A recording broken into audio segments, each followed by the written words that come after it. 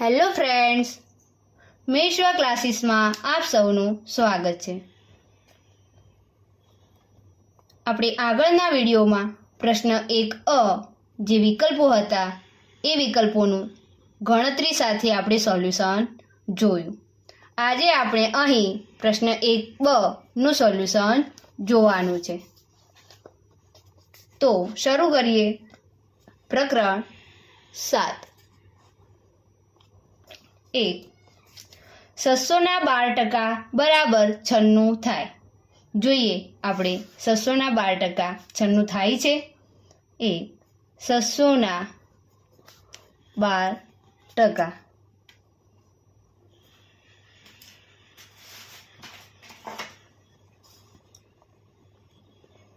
600 ગુણ્યા 12 ટકા શોધવાના છે, એટલે છેદમાં 100 આવશે.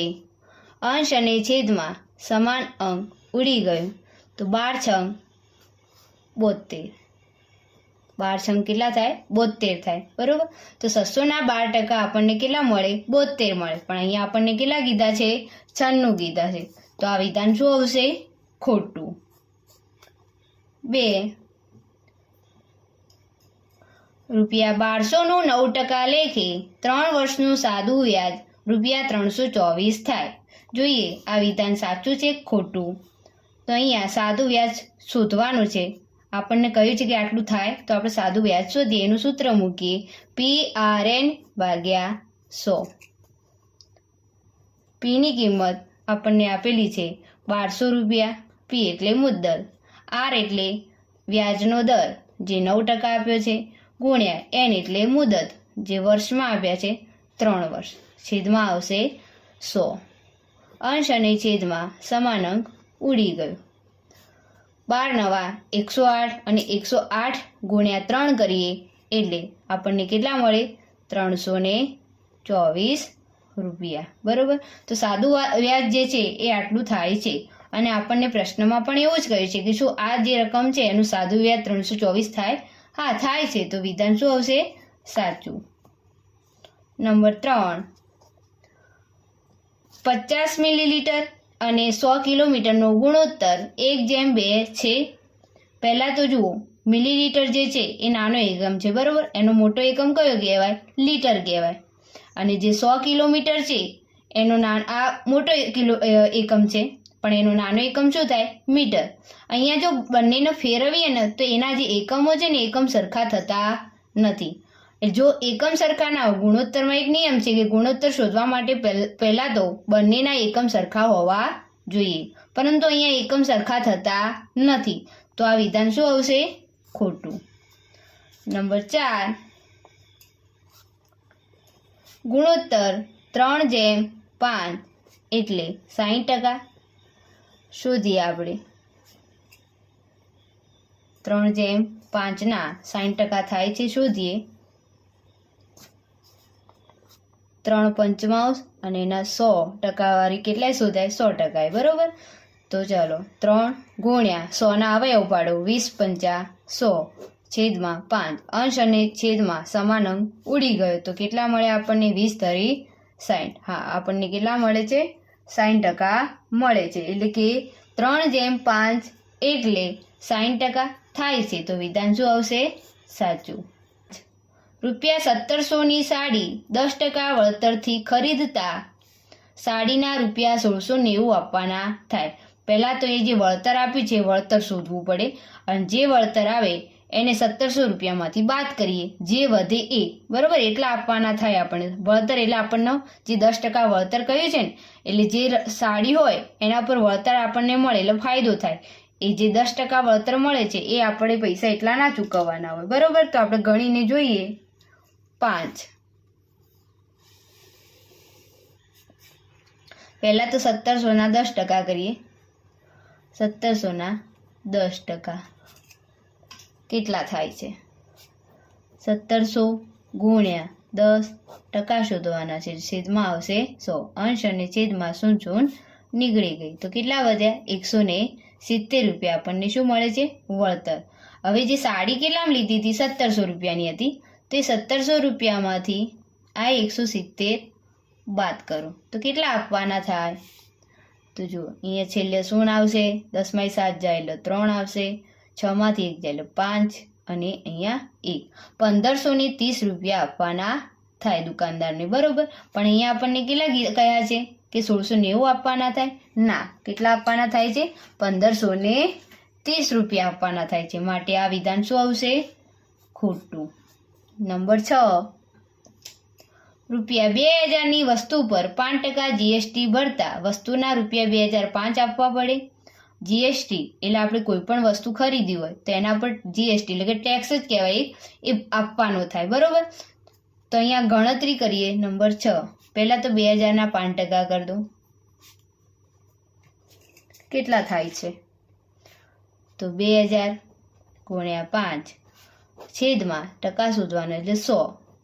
ઉપર નીચે 0 ઉડી ગઈ તો કેટલા વધ્યા? 20 × 5 100. 100 રૂપિયા શું છે? જીએસટી છે, બરાબર. જીએસટી આપણે ભરવાની હોય તો ભરવાની હોય એટલે પહેલાં તો વસ્તુ કેટલાની હતી? 2000 રૂપિયા. ઉપર જીએસટી કેટલા રૂપિયા થઈ? 100 રૂપિયા. તો આપણે જે વસ્તુ ખરીદી હોય એ વસ્તુના કેટલા ભરવા પડશે? 2100 રૂપિયા. કેટલા ભરવા પડશે? 2100. પણ અહીંયા આપણને કેટલા કયા છે? 2005 આપવા પડે? ના, કેટલા આપવા પડે? 2100. તો આ વિધાન શું થશે? ખોટું.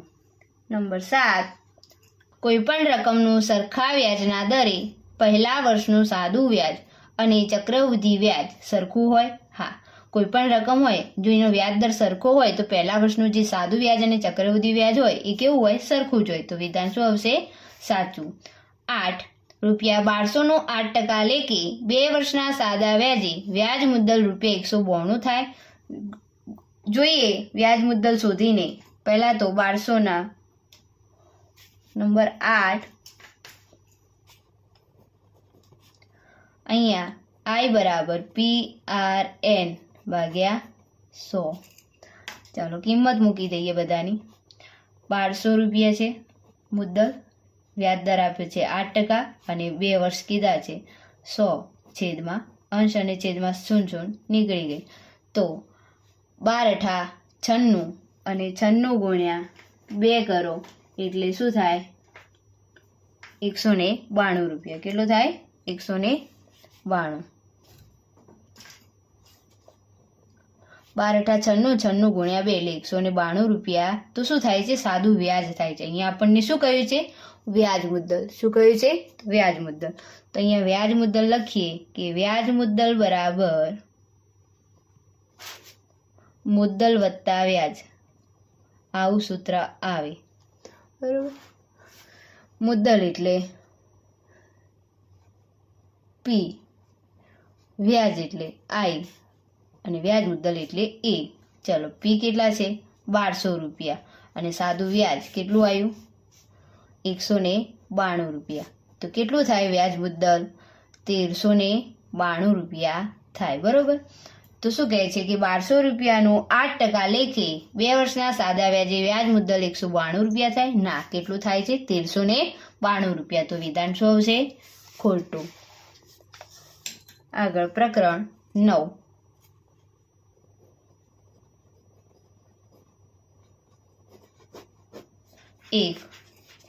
એક સેમી બાજુના સમઘનનું પૃષ્ઠફળ 1 સેમી સ્ક્વેર છે. જોઈએ સમઘનનું પૃષ્ઠફળ કયું છે? તો સમઘનનું પૃષ્ઠફળનું સૂત્ર શું આવશે? સમઘનનું પૃષ્ઠફળ બરાબર 6 લંબાઈનો વર્ગ. અહીંયા 6 લંબાઈ કેટલી આપી છે? 1 સેમી. 1 સેમીનો વર્ગ કરીએ તો કેટલા થાય? 1નો વર્ગ 1 જ થાય ને 6 વડે એને ગુણીએ તો 6 સેમી સ્ક્વેર થાય, બરોબર. તો આ વિધાનમાં આપણે 1 સેમી બાજુના સમઘનનું પૃષ્ઠફળ 6 સેમી સ્ક્વેર થાય, પણ અહીંયા 1 સેમી સ્ક્વેર કહ્યું છે તો વિધાન શું આવશે? ખોટું. આગળ 2,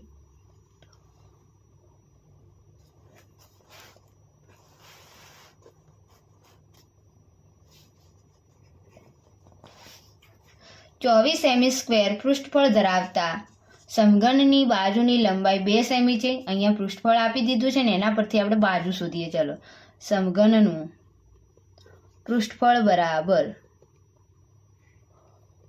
ઉપર મૂકી સૂત્ર આવશે 6 લંબાઈનો વર્ગ. અહીંયા આપણને પૃષ્ઠફળ આપી દીધું છે, કેટલું છે 24 સેમી સ્ક્વેર. તો મૂકીએ 24 સેમી સ્ક્વેર બરાબર 6 લંબાઈનો વર્ગ. ચલો 24 ને 6 વડે આ 6 જે ગુણાકારમાં છે આ બાજુ આવશે એટલે ક્યાં જશે? ભાગાકારમાં એટલે કે છેદમાં. 6 વડે એને ભાગીએ તો લંબાઈ કેટલી મળે છે? 6 ચોક 24, 4 સેમી મળે. કેટલી મળી? 4 સેમી. અને અહીંયા લંબાઈનો વર્ગ.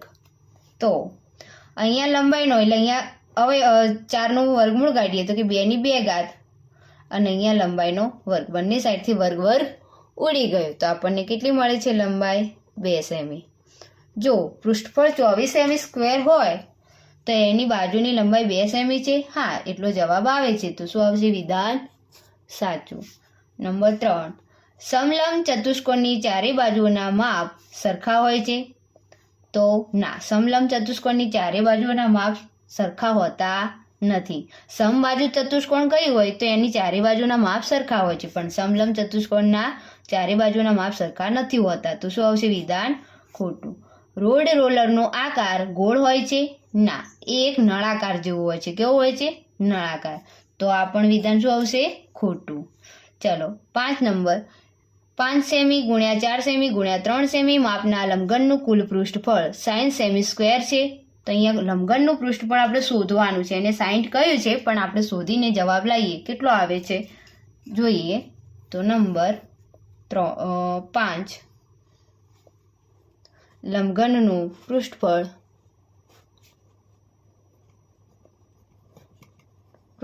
બરાબર 2 કૌંસમાં લંબાઈ પહોળાઈ વત્તા પહોળાઈ ઊંચાઈ વત્તા ઊંચાઈ લંબાઈ. કિંમત મૂકી દઈએ 2. લંબાઈ કેટલી છે? 5 ગુણ્યા 4, 4 ગુણ્યા 3, 3 ગુણ્યા 5. તો 2, 5 ચોક 20, 4 તરી 12, 5 તરી 15 સેમી. ચાલો સરવાળો કરીએ. 20 વત્તા 12 એટલે 32, 32 વત્તા 15 કેટલા થાય છે? 47. 47 ને 2 વડે ગુણો તો કેટલા થશે? 94 સેમી સ્ક્વેર. તો અહીંયા આપણને શું કહ્યું હતું કે જ્યારે 5 સેમી ગુણ્યા 4 ગુણ્યા 3 સેમી માપના લંબઘનનું કુલ પૃષ્ઠફળ 60 સેમી સ્ક્વેર છે. ના, કેટલું આવે છે? 94 સેમી સ્ક્વેર આવે છે. તો આ વિધાન શું થયું? ખોટું થયું. 6,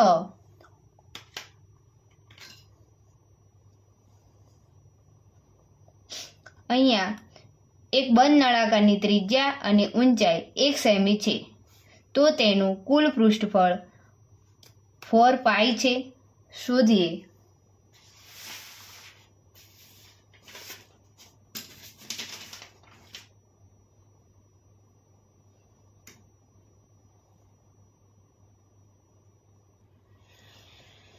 તો નળાકારના પૃષ્ઠફળનું સૂત્ર મૂકીએ. નંબર 6, નળાકારનું પૃષ્ઠફળ બરાબર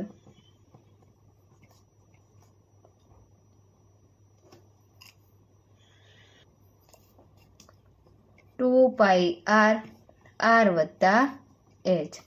ચલો આની અંદર કિંમત મૂકીએ. પૃષ્ઠફળની અંદર પહેલાં તો 2, અહીંયા પાઈની અંદર જવાબ માંગ્યો છે તો આપણે પાઈની કિંમત નથી મૂકતા. ત્રિજ્યા કેટલી આપી છે? ત્રિજ્યા અને ઊંચાઈ 1 સેમી છે, બરોબર. તો અહીંયા 1 કૌંસમાં ત્રિજ્યા 1 અને ઊંચાઈ પણ 1. 2 નો 1 સાથે ગુણાકાર 2 થશે. 1 વત્તા 1 એટલે કેટલા થાય? 2. 2 દુ 4 પાઈ. આટલો આપણને જવાબ મળે છે. તો અહીંયા જે વિધાન કહ્યું છે વિધાન શું છે? પૃષ્ઠફળ 4 પાઈ છે. હા, એટલું જ છે. તો વિધાન આવશે સાચું. ચલો 7, 1 લીટર બરાબર 1000 સેમી ઘન છે. તો હા, 1 લીટર બરાબર 1000 સેમી ઘન થાય. તો વિધાન શું આવશે? સાચું. આગળ 8, 2 સેમી બાજુના સમઘનનું પૃષ્ઠફળ 2 સેમી સ્ક્વેર છે. તો અહીંયા સમઘનનું પૃષ્ઠફળ જ કયું છે એનું સૂત્ર જોઈએ તો એની અંદર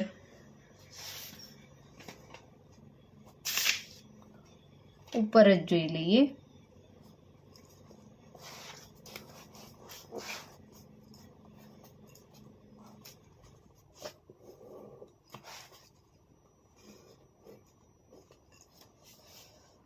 નંબર 8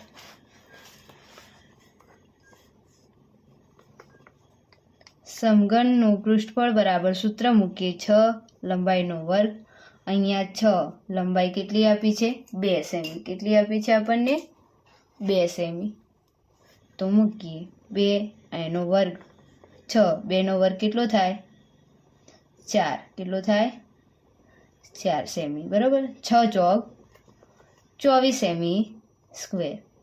જે 2 સેમી બાજુના સમઘનનું પૃષ્ઠફળ આપણને કેટલું મળે 24 સેમી સ્ક્વેર મળે છે. બરાબર. પણ અહીંયા આપણને કેટલું કહ્યું છે 2 સેમી સ્ક્વેર કહ્યું છે. તો વિધાન શું આવશે ખોટું. શું આવશે ખોટું. પ્રકરણ 10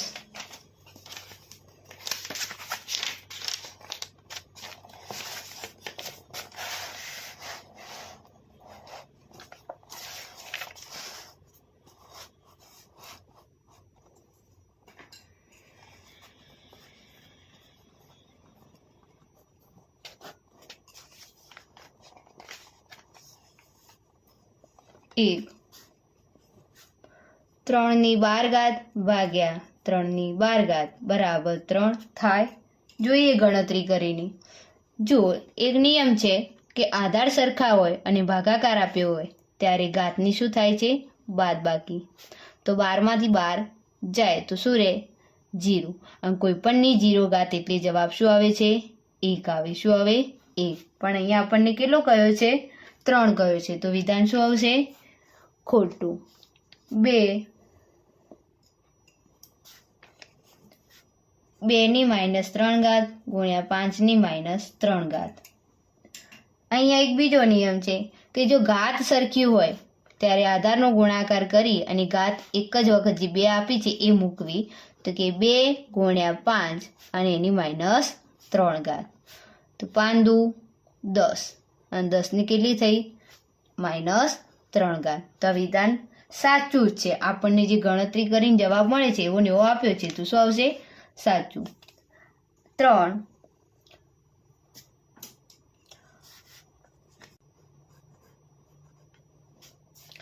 x ની 0 ગુણ્યા y ની 0 ગુણ્યા z ની 0.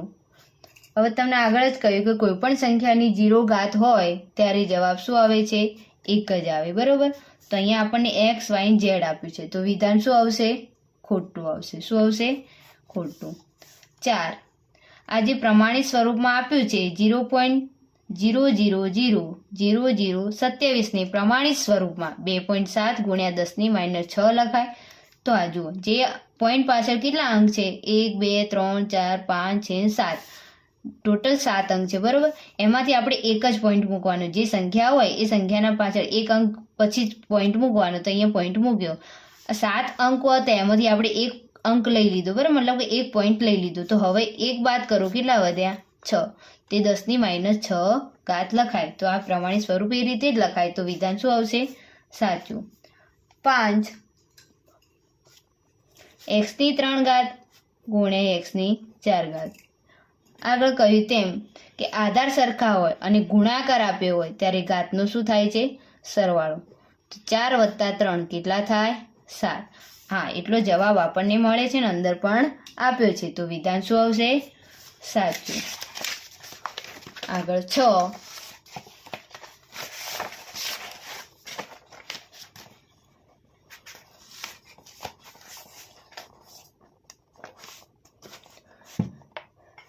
x ની m ઘાત ભાગ્યા x ની n ઘાત બરાબર x ની m ઓછા n, જ્યાં m મોટા છે અને n નાના છે. બરાબર. એટલે m ગ્રેટર દેન n. જો પહેલાં જ કહ્યું કે આધાર સરખા હોય અને ભાગાકાર આપ્યો ત્યારે ઘાતની શું થાય છે બાદબાકી. તો અહીંયા બાદબાકી એને કરી છે. બરાબર. અહીંયા m ની કિંમત એને શું કહ્યું છે મોટી છે. બરાબર. હા તો શું આવશે વિધાન સાચું આવશે. શું આવશે સાચું. આગળ ઘાતનો ઘાત હોય ત્યારે શું થાય છે? ઘાતનો ગુણાકાર થાય છે. m ગુણ્યા n, x ની m ગુણ્યા n એટલે mn. તો આ પણ વિધાન સાચું છે. આધાર સરખા છે ને ભાગાકાર આપ્યો છે ત્યારે ઘાતની શું થાય છે? બાદબાકી. અહીંયા થોડી ગણતરી કરીને જોઈએ. નંબર 8, x ની 8 ભાગ્યા x ની 10. આધાર સરખા છે તો ઘાતનું શું થાય? બાદબાકી. તો 8 ઓછા 10. તો આપણને જવાબ શું મળે? 8માંથી 10 જાય તો કેટલા રહે? -2. પણ અહીંયા આપણને +2 કીધી છે. x ની કેટલી કહી છે? +2. તો આ વિધાન શું છે? ખોટું છે. તો વિદ્યાર્થી મિત્રો, અહીંયા આપણે પ્રશ્ન 1b નું સોલ્યુશન જોયું. હવે નેક્સ્ટ વિડીયોની અંદર આપણે પ્રશ્ન 2 ની સાથે મળીશું.